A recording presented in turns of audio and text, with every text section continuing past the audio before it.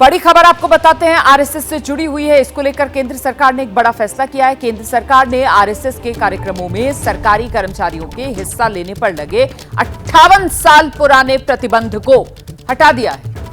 नए फैसले के बाद अब सरकारी कर्मचारी आरएसएस के कार्यक्रमों में शाखा में शामिल हो सकेंगे। केंद्र सरकार के इस फैसले का कांग्रेस पुरजोर विरोध कर रही है।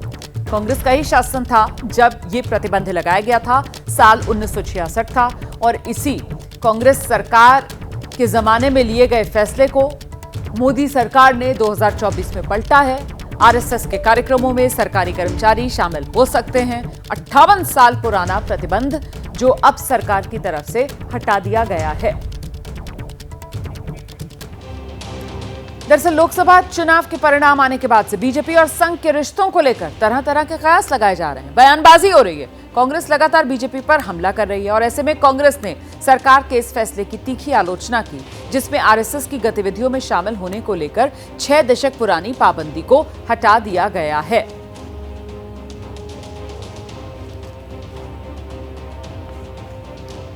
दरअसल कांग्रेस की तरफ से कहा जा रहा है कि आरएसएस गैर राजनीतिक नहीं है। सत्ता के खेल में आरएसएस शामिल है। सरकारी कर्मचारी राजनीतिक संगठन की गतिविधियों में आखिर शामिल कैसे हो सकते हैं? इस मुद्दे को संसद में उठाया जाएगा। अब सरकारी कर्मचारी भी आरएसएस की गतिविधियों में शाखाओं में भाग ले पाएंगे, क्योंकि इस पर जो प्रतिबंध लगा हुआ था उसे मोदी सरकार ने हटा लिया है। इसको लेकर कांग्रेस घेर रही है मोदी सरकार को। क्या दलील है? मेरे साथ बात करने के लिए प्रमोद तिवारी जी हैं, राज्यसभा में कांग्रेस के उपनेता। ये प्रतिबंध जो हटा है सर, इससे इस पर आप लोग आपत्ति क्यों जताएं? देखिए, आरएसएस पर प्रतिबंध महात्मा गांधी राष्ट्रपिता की हत्या के समय संदिग्ध भूमिका के आधार पे लगा था। उसमें मुकदमा चला, गोडसे को फांसी हुई। फिर गतिविधियां जो थी, तत्कालीन सरकार ने सोच समझकर एक आदेश जारी किया कि सरकारी कर्मचारी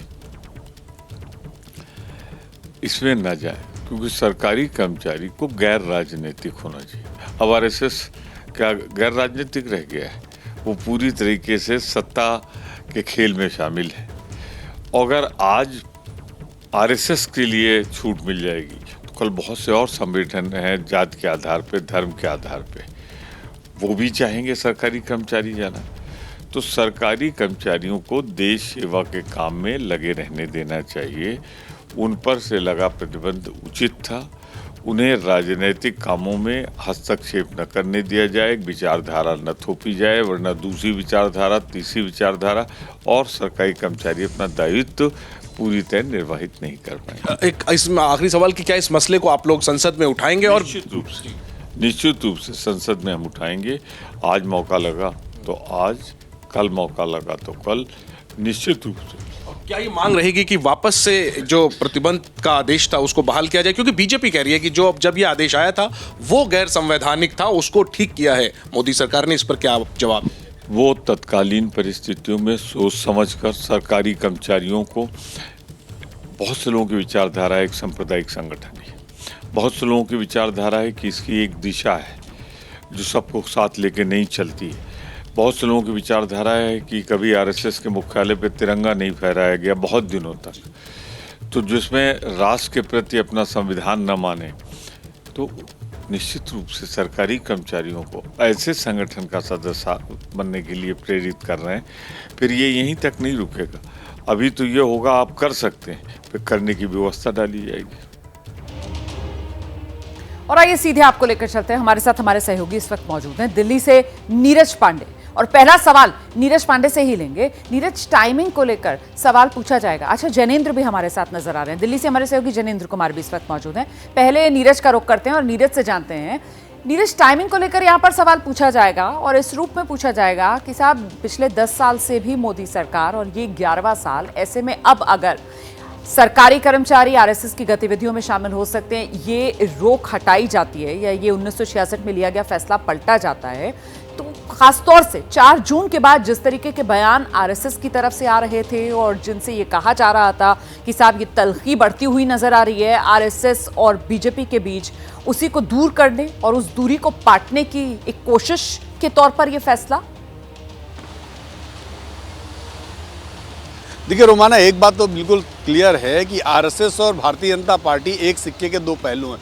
दोनों को एक दूसरे से अलग करके देखा ही नहीं जा सकता। ये जो तल्खी की बात है, जहाँ तक ये वैचारिक मतभेद की बात है या मुद्दों पे मतभेद की बात है, ये सब केवल गॉसिप है, या ये कह सकते हैं कि बहुत सारी बातें। लेकिन अब तक ना आरएसएस ना भारतीय जनता पार्टी दोनों की तरफ से इस तरह की कोई बातें सामने नहीं आई, क्योंकि आरएसएस के हर कार्यक्रम में भारतीय जनता पार्टी के राष्ट्रीय अध्यक्ष को देखा गया। और दूसरी सबसे बड़ी बात, आरएसएस मूल संगठन है और उसका जो पॉलिटिकल विंग है भारतीय जनता पार्टी वो है। तो एक तरह से कह सकते हैं कि एक अभिभावक की भूमिका में आरएसएस है और छात्र की भूमिका में भारतीय जनता पार्टी है। तो दोनों में नाराजगी या मनमुटाव जैसी स्थिति हो नहीं सकती। हाँ, ये बात ज़रूर है कि आज की जो आपने टाइमिंग की बात की कि इस समय जब आरएसएस पर लगा प्रतिबंध हटाया गया है, तो अगर आप देखें तो 2019 में भी जब सरकार आई थी तो आते ही सबसे पहले उन्होंने जम्मू कश्मीर अधिनियम बिल पेश कर दिया था।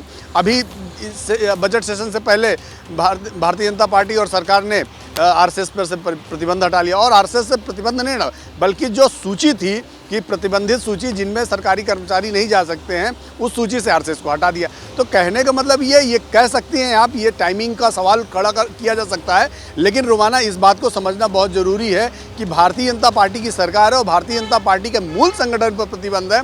तो ऐसे में ये हटाना या वो करना। और दूसरा एक बहुत बड़ी बात कि राष्ट्रीय स्वयंसेवक संघ एक चूंकि सामाजिक संगठन है और अब तक उस पर ऐसा कोई भी बड़ा मामला सिद्ध नहीं हुआ है जिससे कि वो देश विरोधी गतिविधियों में शामिल हो। लेकिन जहां से आपने अपनी बात शुरू की थी ना, जो आपने कहा था कि साहब आरएसएस और बीजेपी दोनों सिक्के का एक ही सिक्के के दो पहलू, यहीं से आपने अपनी बात शुरू की थी। और दरअसल विपक्ष जो है वो इसी बात को लेकर घेराबंदी कर रहा है कि फिर इस तरीके के संगठन में जाने की, उसकी गतिविधियों में शिरकत करने की सरकारी कर्मचारियों को इजाजत कैसे दी जा सकती है। बिल्कुल जो बात आपने कही थी कि बीजेपी और आरएसएस एक ही सिक्के के दो पहलू।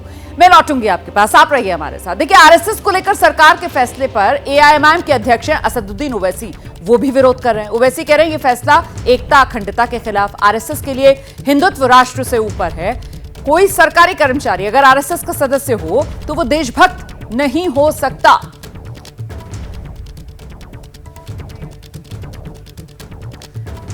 तो ये विपक्ष की तरफ से जिस तरीके के हमले बोले जा रहे हैं, जिस तरीके की आपत्ति जताई जा रही है, वो अलग अलग बयान हम आपको दिखा रहे हैं। और इस बीच जैनेंद्र का रुख करते हैं और जरा जैनेंद्र से जानते हैं। जैनेंद्र, कांग्रेस पार्टी और अभी प्रमोद तिवारी से जो आपने बातचीत की थी वो हम दर्शकों को दिखा रहे थे, उन्हें आपत्ति इसी बात को लेकर, तर्क वो यही दे रहे हैं जो अभी नीरज पांडे ने कहा कि इस बात को समझना होगा कि आरएसएस और बीजेपी एक ही सिक्के के दो पहलू हैं। यही बात कांग्रेस कह रही है और इसी वजह से कह रही है कि इजाजत कैसे दे सकते हैं आप किसी राजनीतिक गतिविधियों में सरकारी कर्मचारियों को शामिल होने पर। जैनेंद्र।